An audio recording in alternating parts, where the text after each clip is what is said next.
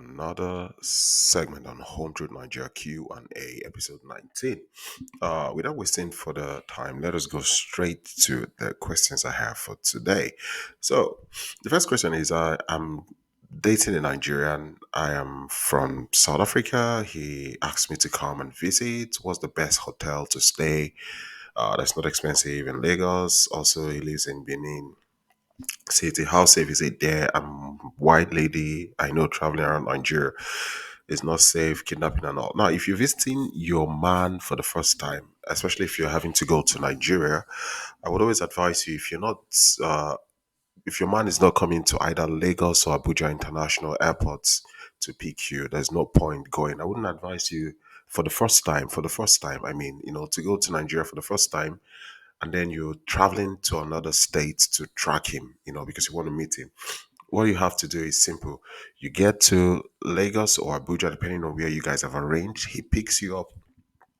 And then if you guys have to travel to his states, in this case, if he's from Benin City and they have to travel, then they would definitely like have to do that together, And then as regards hotel, I really don't know. You can get all of this information online. Nigeria is not remote; it's a digitalized country, so with a lot of things, information online. So you can find hotels within your budget online. I hope this answers your question, ma'am.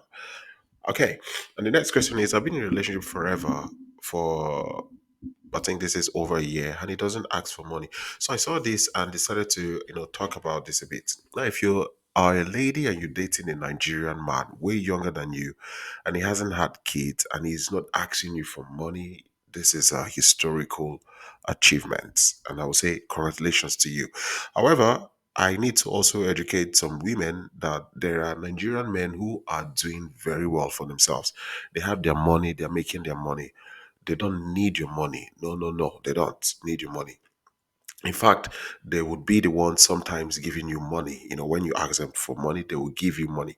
Now, the goal is not to get money from you. That's what a lot of you don't understand. The goal is to get the visa, to get that visa. And again, this is where you need to be realistic because along the line, while you're talking to this guy who supposedly doesn't ask you for money and you think the coast is clear, you may start seeing him subtly, training questions like when are you coming to Nigeria so we get married?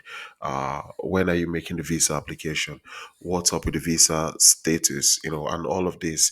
And you may not notice this until a few years along the line. So these guys could actually date you and not ask you for money because they are doing okay for themselves. But their goal is to get out of Nigeria, and they want to get out of Nigeria in a way whereby after a few years they are qualified to get the green card or the indefinite stay in your country.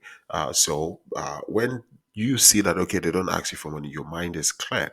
But again, it doesn't mean that because they don't ask you for money, the cost is clear. So if you're this lady, you just won a lottery. What God cannot do does not exist. So your relationship with this Nigerian guy needs to be studied. It's an achievement, and I'll say congratulations to you. But please, to other ladies, I would also tell you the fact that he doesn't ask you for money and you know that you are way older than this dude, he hasn't had kids, you can't give him kids. You need to put on your thinking cap, and that's the truth. Okay, to the next question. Nigerian men in general don't date long. They are ready for marriage unless you're talking about younger gen. So this statement is very correct, but um, this is not the case with all Nigerian men. Now, there are a lot of factors that could influence this. Now, firstly, if a Nigerian man is ready to settle down, his mind is made up on it, like he's looking for a partner, he wouldn't date you for long. I've said that in some of my videos. He would meet you and immediately tell you he wants to get married to you. In fact, you as a lady, you would be scared because your brain is considered as a Western lady for you guys to date long. So you'll be scared, like, wait, hold on, slow down. Like, why are you taking things too fast? This is very typical for Nigerian. This is one condition. Another condition is if a Nigerian man is not sure about you, although he loves you, he thinks you are the right fit for him, he may date you longer than expected because he's trying to either study you, as they say, or mold you into the kind of woman he wants. Perhaps he has seen that you've got the potential and he's trying to mold you into the kind of woman you want. There are Nigerian men who would date you longer. And then one of the reasons a Nigerian man would date you very long is if he is so broke. Now, if the guy is so broke that the light at the end of the tunnel has been switched off, there's no light at the end of the tunnel, like there's no hope, then he could basically, date you forever. It's like you've signed a contract to remain single for the rest of your life, for your life. So these are some factors that could influence dating, and with a Nigerian man, either dating quicker or dating longer. Now, talking about the new generation, dating with a newer generation could take a considerable amount of time, because the truth is, these guys from this new generation, a lot of them that some of you are dating that are old enough to be your children, they are not financially ready to get married. A lot of them are still struggling. So marriage is something that is out of their mind. So most of them want to, like, hit it to an extent financially before they get married. Except you, as a lady, you're willing to like bankroll or sponsor the whole thing, then they would jump into it. But other than that, this new generation will certainly date you way longer. Another question is this: how would you fight back? Uh, this thing does not hurt men, mostly women, and the world don't care. I'm sorry, I used the picture to cover this. So she's saying that what's the point fighting back, because it is, when you fight back scammers, it mostly hurts women and it doesn't hurt men, and the world doesn't care about this.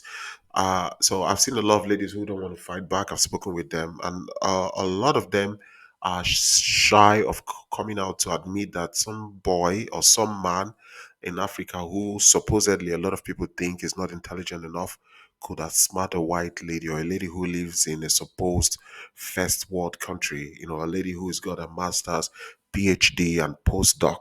How would a guy who supposedly living in Africa, a jungle, could outsmart this lady? So a lot of them are shy of coming out, because people will find him to be like not intelligent enough.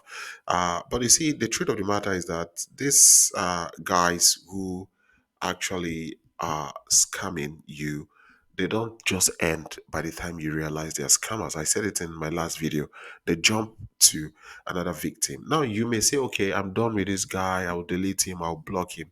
But that's not true. A lot of you who have like dealt with scammers and you discovered who they are and you block them, you later see that along the line, strange numbers, strange people start contacting you. And if you ever wonder why these guys contact you, it is because the people who have dealt with you before, they will pass your information to new guys. And these new guys will study their conversation with you, see where they failed, see where they could have done better. Like they will study it like they're writing a thesis, see where they could have done better. And then they would improve their tactics, plan very well, and then they will come to you in a different shade, in a different tone. For instance, if they discover that you're somebody who enjoys poetry, they would come prepared with a lot of playwrights, poets, prose, sonnets, and all of that. They have studied your previous relationship with the guy. And the reason of you fighting back is not only protecting people they would meet in the future, it is also protecting yourself. Because if you send one of these guys to prison, you're sure that at least this guy who you've chatted with that has a little bit of your information would be in jail cooling off, and not teaching somebody how to go back to you and see if they can still get something from you. So fighting back, I always encourage you guys, and the EFCC is ever ready to assist you guys on that.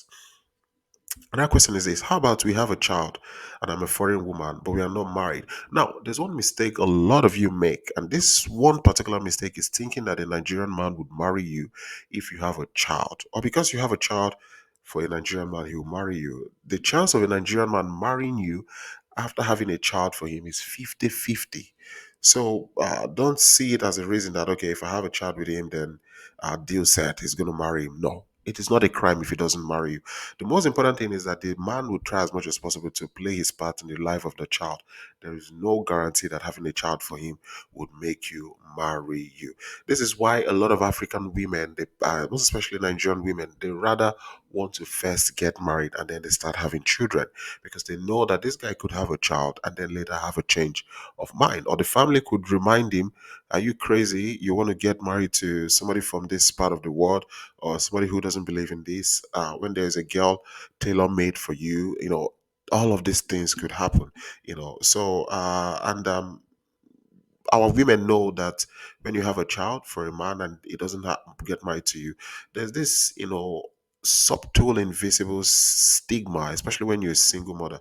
In fact, some women who give birth at a certain age, a lot of them actually would send their kids, to go live either with their elder sister or their parents, if their parents are still alive, so they could still appear single in the society, so they could stand a chance of meeting single men. Because a lot of men would actually judge them for being single mothers, and this is no joke, and this is the reason why African men, when they are trying to pick a partner, they could be very biased with their reasoning. So if you plan on getting married uh, to a Nigerian man, I would first, and you date him, I would always advise you, don't take in thinking it's a solution. Some men will tell you, I want you to take in first before I marry you. There's no guarantee that he will do that. So just have that at the back of your mind, because you could take in and then he disappears to go marry a lady 10 years younger than you. Another question is this. I think she was reacting to a video. I thought homely means unattractive. So, um, when I talk about homely, or when a Nigerian man uses the term homely, we don't mean the American homely that's it's connotated with being unattractive, overweight, and all of that. No, that's not what we mean. When I talk about homely, or when Nigerian men talk about homely, we are trying to describe a woman who is more or less ready to build with you, ready to build your a home, start a family, raise a family with you. A woman who knows how to take care of a home. That is what we mean by homely. So when you hear a Nigerian man says, "Oh, the girl is homely," he's not saying, "Oh, she's unattractive." No, he's talking from the British standpoint of view, not the American standpoint of view. So when you hear me use this term in my video, that's basically what I mean. And then another question is, thank you for your video. I have a question.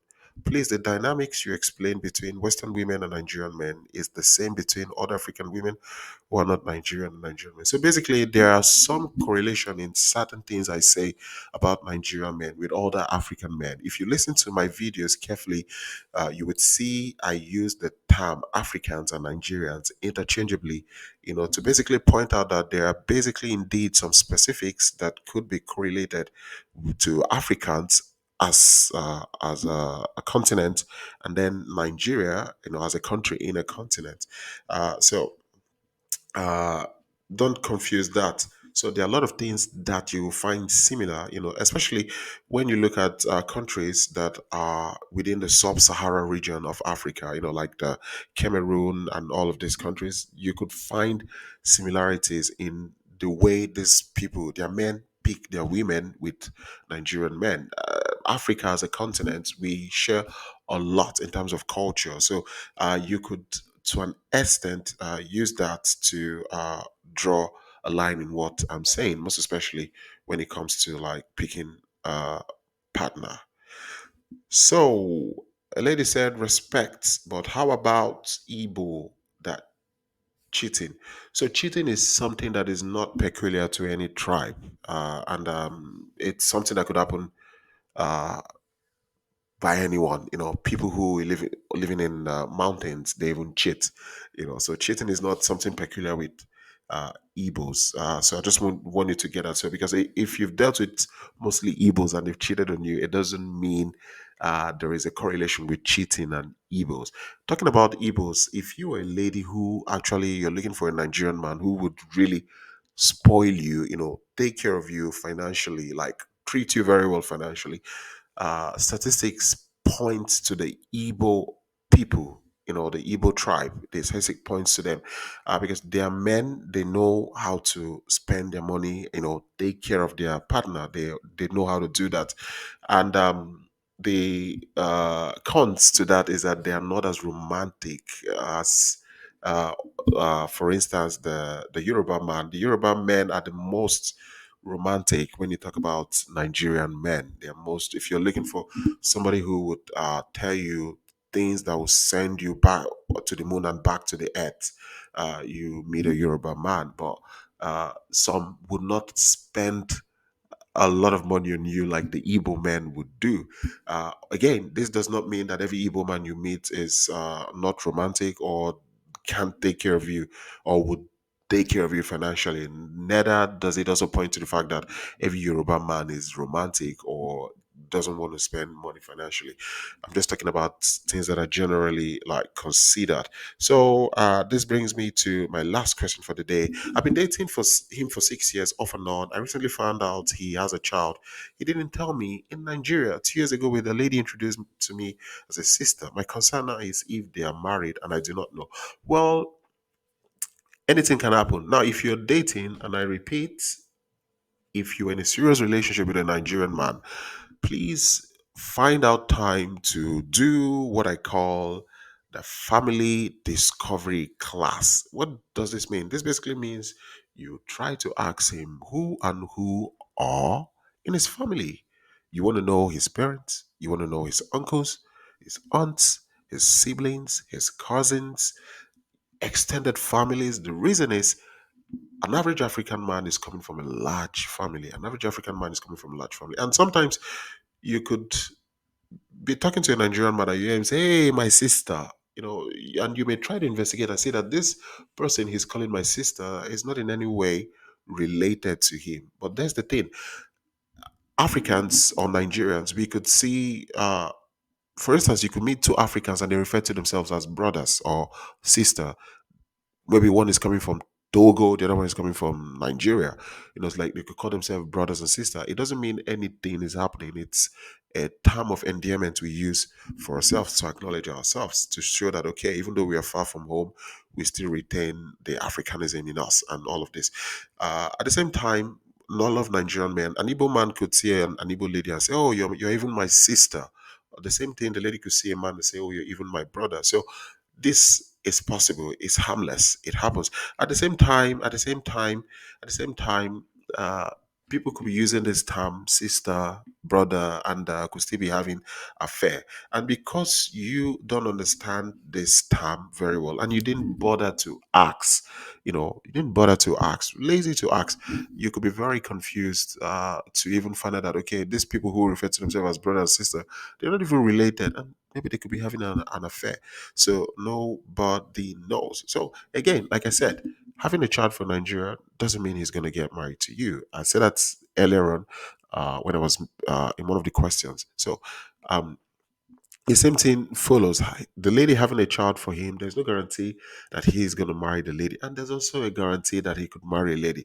Now, there are a lot of families that are very strict. If you put their daughter in a family where they will pressurize you, they will threaten you to make sure you come and marry that their daughter you've put in a family way, because they understand that a lot of people who want to come marry would, in most cases, show strong preference to women who are single and not having kids before they would consider women who are single with kids. And that is the truth. That's what happens in Nigeria and Africa. So, guys, if you've got questions, you can always write me on hometruth86@gmail.com. Hopefully, during the weekend, I'll release another video. I like to say very big thank you. Please, if you want to comment respectfully. Home Truth Nigeria, peace out.